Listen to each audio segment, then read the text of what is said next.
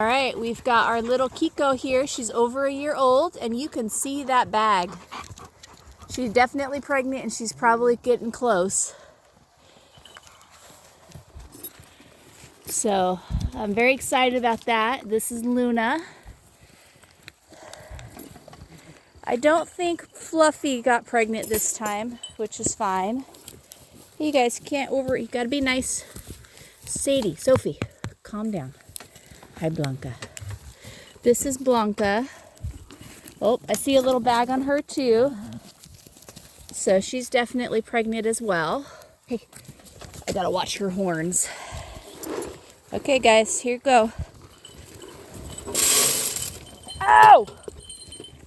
Yep, she got me across the back of the thigh again. Anyway, there's little Blanca. She's bagging up as well. Don't know. Oh, that's Sophie. She's not bagging up. Number 6. She looks like she's starting to bag up as well. This is, I think, number 1 or number 5. Probably number 1. Oh, that's Mambo. Okay, number 4 here. This white one. Yeah, Mambo right here. She's bagging up too. Mambo right here. That's Mambo right there. This is number 4 here. She's definitely pregnant. She gave us Smythe last time. We did not milk her last time because she had something on her udder, a sore, and it didn't clear up before she gave birth. This is the second time this one here hasn't gotten pregnant. I can't tell if maybe she just got pregnant later, but she does not look pregnant to me. This one here is definitely bagging up. Who's this? This is number 11. Okay. Hi, Fluffy. Yeah, Fluffy gave us a lot of milk last time, but she doesn't look like she's bagging up or that she's pregnant. Okay, number 11, you look like you're bagging up, sweetheart. Oh yeah, Mambo's definitely pregnant. Look at that. So the only one that I know then now is Sophie. She's not pregnant. She's in La Mancha, and she wouldn't have gone into heat until recently.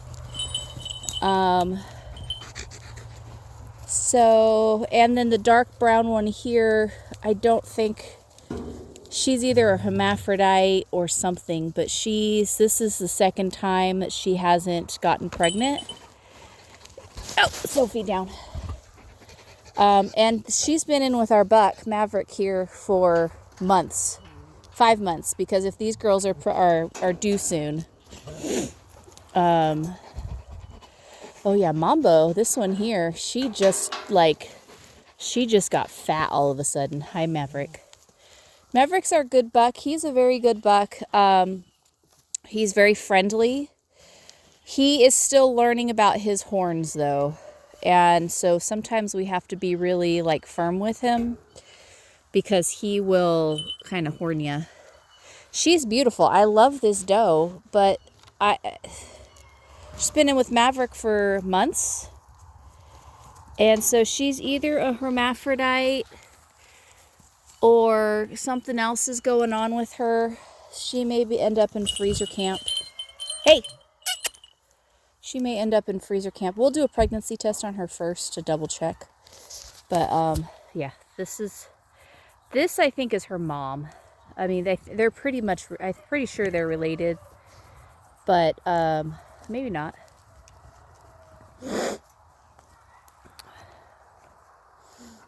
Yeah, I see you. You look like you've dropped a bit.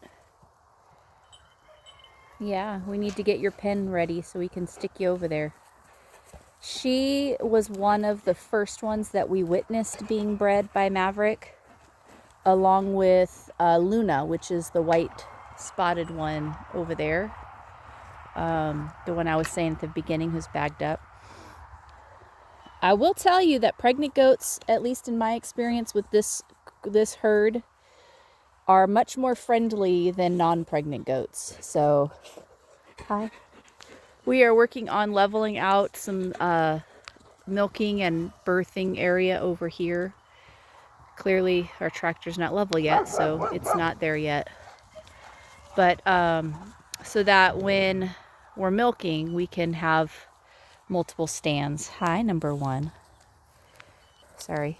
So this is number one. She's definitely pregnant. This is Fluffy.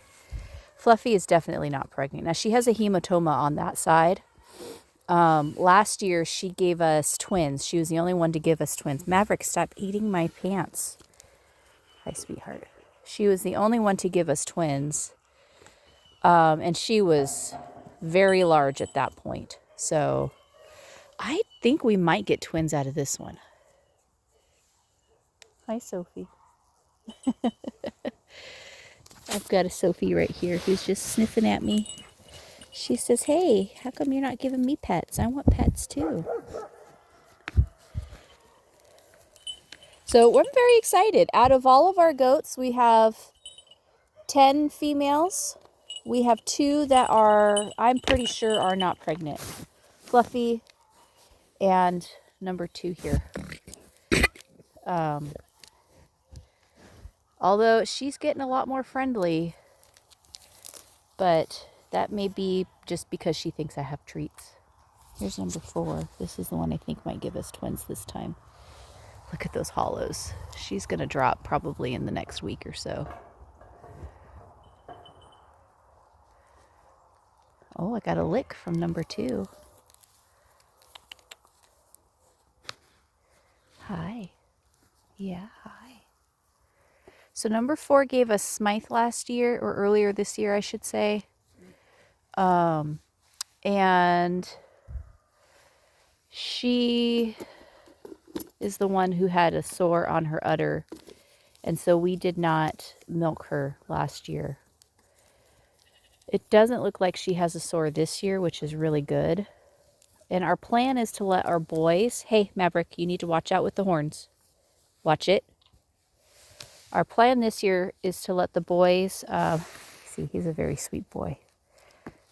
He's a very sweet boy. He's in a little bit of an attention whore, too. Our plan this year is to let the boys go ahead and stay with moms and drink off of moms, because these girls all have yonis, and ultimately they're going to be going to freezer camp. The girls from these births will be bottle fed with powdered colostrum. Hi, Sophie. And Sadie, I see you. Can you get your hand out of my pocket? Yeah, thank you. They'll be fed with powdered colostrum like we did our baby goats down there that were born in February. And then we're going to leave the boys on with the moms, because like I said, these are all going to freezer camp. So, except for, we're going to test them again. Last year, we didn't know that our Spanish goats had yonis. So last year when we tested, Sophie and the 2 Kikos came back as negative. But they've been with them now for almost a year. So chances are, at a minimum, they probably have it. And we just didn't know at the time. So those are our thoughts. Those are our plans. As people say, plans only survive the first encounter. And so, things may change. We may make different decisions when it comes down to the ultimate, final actions here. Hi, Sophie. Yes. Sophie doesn't like it when I mess with her goatee, because usually that's how we get her to stand still and move around for us. What you think, Maverick? You like that bucket? Hey. You like that bucket, Maverick? So I didn't see any drippy drippies from our girls, so they're definitely not going into labor. Hi, can I help you? Blanca would like some pets. Can Blanca have some love too? No. No. Down. You don't get any attention, no.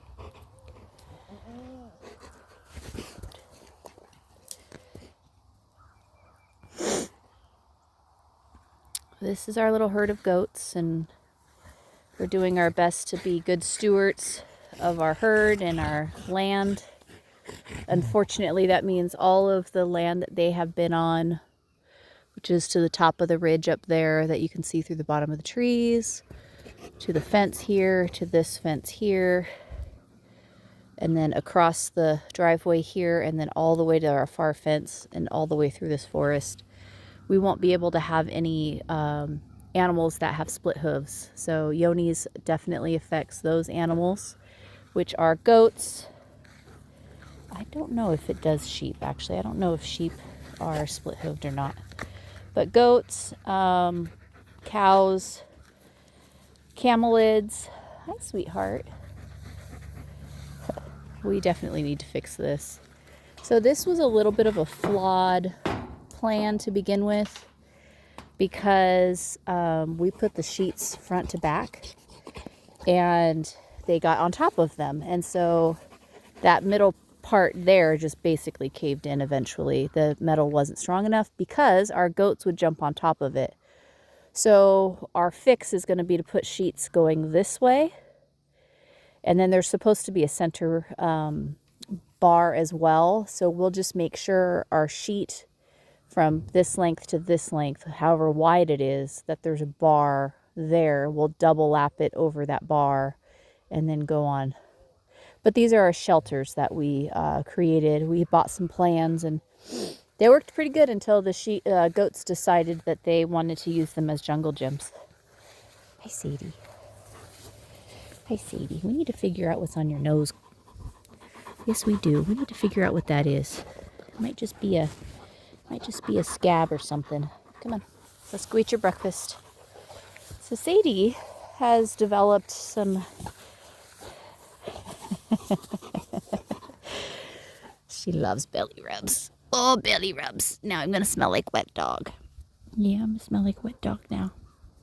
Do some good belly rubs. Do some good belly rubs. Oh yeah. Oh yeah, right there. That it right there? Okay, let's go eat. Sadie is waiting for me because she isn't sure. We switched up foods on her again. Same brand. Oh, hey, there's a big old gross looking spider right there. Ew. I don't know what that is. How did you get in there? Oh, hi, Sadie. Don't eat that. I don't know what that is, but let's get it out.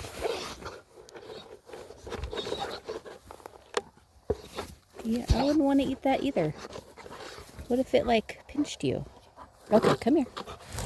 Anyway, she likes it when I give her a little bit of handheld food here.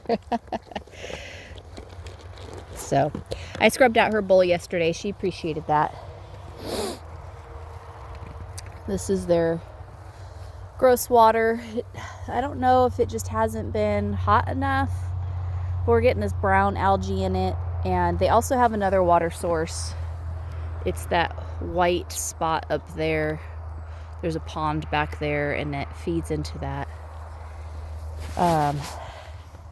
Anyway. Oh, hey. Did you notice? I had to put on a vest this morning because it's cold. I can't even believe how cold it's gotten in just a few days.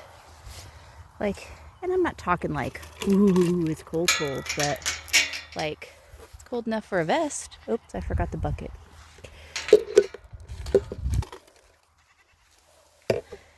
I forgot the bucket, guys. Lise would be upset with me. The one that Maverick was playing with. Anyway, as I was saying, it's gotten cold and damp. Like, it didn't rain last night, but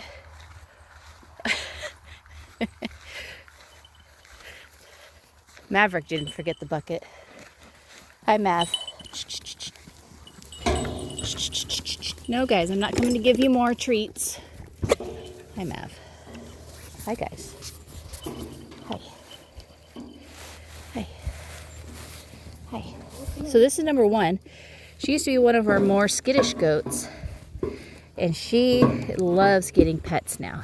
This is Blanca. She was also a super skittish goat. She's mostly skittish now because Sophie, is an attention whore. Hi, Blanca. Here we go. Hi, Blanca. Hi, Luna. Hey! Quit that. You quit that. So, Sadie, it's only a few months old when we got her, and we got her with Sophie and Blanca and Luna, the Kikos and the La Mancha. And her parents were working dogs, and we've debated getting Sadie a friend or another working dog because she tends to run after the goats and play with them. And that's what she's done since we've had her, so we can't say it's right or wrong, but it may be something we need to change, because I don't know if you saw it or not, but she kind of pretended like she grabbed Luna's leg, and we definitely don't want her associating the goats with food. So I don't think she does. I don't think that's the case, but she's a big dog, as big as the goats are, and they headbutt her right back when she does something they don't like. So, you know, I think they definitely hold their own, but, you know, just as a precaution, we may want to get another livestock guardian dog and have them in together. So, but yeah, anyway, it's cold, it's chilly, my toes are cold because I'm wearing Crocs and not real shoes. Fed the broiler chicks that are in the brooder. We ordered 300. I'm not a fan of this hatchery. I don't know if it's the genetics, the breeding. We've just had a real failure to thrive with the chicks from this hatchery specifically. And I say that because we have ordered chicks from multiple hatcheries this year. And unfortunately, I did not plan far enough in advance and order, like in the spring, like all of my chicks for the year, which is what I'm going to do next year. And so unfortunately, we have not had a lot of success with the particular hatchery that our brooder, our 200, we ordered 300. 50 of them came as flat chickies in the box, and we've got 47 replaced as replacement chicks because they supposedly sent extras. And then, like, that weekend we lost another 25 chicks. We just lost another 5 today, and we've steadily lost probably between one to two every couple days. And we're not doing anything different than we have in the past with other hatcheries' chicks. So it's just, I think we're not going to order from them anymore. And it's unfortunate because I'm sure they're doing the best that they can do. And it could be user error. It could be we're doing something. But we've checked all the check boxes. Are we doing this? Are we doing that? Are we doing, gone down the list, and we're doing everything that we're supposed to do. So we just don't know. So the only thing that we could think of is to not order from them anymore and then use a different hatchery consistently all next year. And if we still have the same problem, then it's obviously a user error. If we don't have the same problem, then it's potentially a hatchery error. Not an error necessarily, but just maybe the genetics on that particular line of Cornish cross weren't great. And honestly, you're looking at, you're talking about Cornish cross. Well, you've got 12 breeds of chickens that get bred down into 2 different chickens, a male and a female. And they're breeding for the specific ability to grow quickly, put on a lot of meat, and be ready in the 8 weeks. So when that's what you're breeding for, then you're going to have issues. We're also not keeping them in a temperature-controlled barn. They're pasture-raised. So with that comes temperature variation and wind and all that stuff. We stop. October is our last kind of batch that goes out. Right. So it's not an easy life, but they're well taken care of and they're fed and all that stuff. Yeah, I was just talking a little bit about how we've been having problems with this specific hatchery, and Yeah. we won't order from them again, and that next year I'll pre-order all our chicks at the beginning of the season and go, okay, every 3 weeks we've got X number coming. Or if we do larger batches, then I could do every 6 weeks or something like that. But Well, you can see it in the batches, like the size variation of some of the chicks that are in the outside brooder here. It's yeah, just like you know, I some still kind of look like forgot they got about here that. 4 days ago. Yeah. And the other ones are ready to go out to pasture next week. Yeah. So it's kind of like, We had about 50, the 47 replacements that they sent, yeah. but they're only a week younger. They sent them and they hatched the following week. So it's really confusing, and we're not quite sure what it is. So like I said, you know, the only control that we have is to next year, because we're done ordering for this year, is to order from the same hatchery. And then if we have the same issues, then it's a user error, you know, it's a farmer error, and we'll have to figure out what that is. Or maybe we try, you know, a different batch the last 1 or 2 batches of the season as it gets cooler. Because Red Rangers feather out a little more. Yeah, right? but they also take 10 weeks. They also take 10 weeks. Yeah. So, you know, I don't know, because Cornish Cross, they don't feather out as much. And obviously they're going to be much more susceptible to variations in temperature, right? Yeah. So yeah. I think we have sinking to do. Right. Sorry, guys. This was a super long video, and I'm glad Luis jumped in at the end here. It's 22 minutes, Yeah. babe. So I will update him on the status of our goats, what I saw, and all that fun stuff. But we really enjoy farming. We're from California, and this is my first experience farming this year. And She grew up a city girl. I grew up on a farm in Indiana. I was a city girl, but I'm not a girly girl. Like, No. there's a difference. She's not like a California girl. No, I'm not. I grew up camping and hiking and, you know, being very active. My dad was a single dad, so that was what we did on the weekends and in the summers, because He could turn you loose in the outdoors and not watch you. it was the cheapest entertainment he could find, you know, $30 to camp for the weekend, and got to feed us anyway, so it doesn't matter if you feed us at home or feed us in the campground. You could go scrounge for berries and stuff. Yeah. And catch squirrels and eat them. No.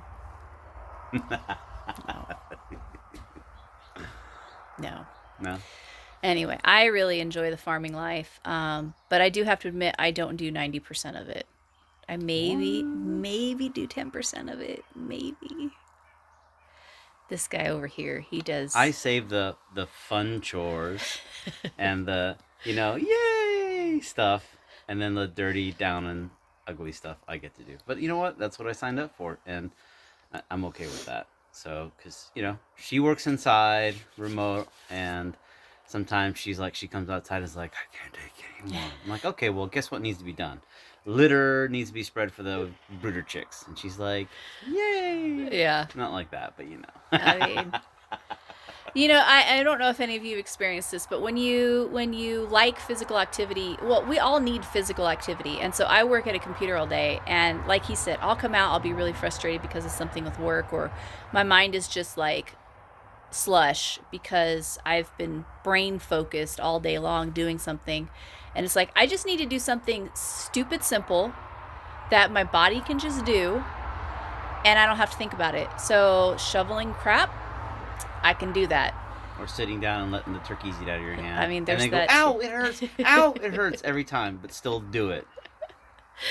You know, or picking tomatoes, or weed eating, or you know, just like I said, stupid simple stuff. And I can say that, you know, when you're doing something physical and you don't have to really think about it, resets your body, resets your mind, and Yeah. you know, so he gets to do a lot of the thinking of the day to day for the farm stuff, and also at pretty much any tasks I set to him. I thought it was a little bit. I thought so too. Little bit come back. I know we haven't seen Little Bit in quite a while. Almost 2 weeks. I think I saw him. I was calling to him. I think I saw him in the trees over here by the goats. And I was talking to him and he was talking to me, but he didn't come down to see me. So, anyway. Well, these people have lives to get back to. Okay. We have breakfast to eat. We do. What'd you make? I didn't make anything yet. Oh. Darn it. Does that mean I have to make breakfast? I mean, we have cereal. That's okay too. Oh, all right. All right. Bye.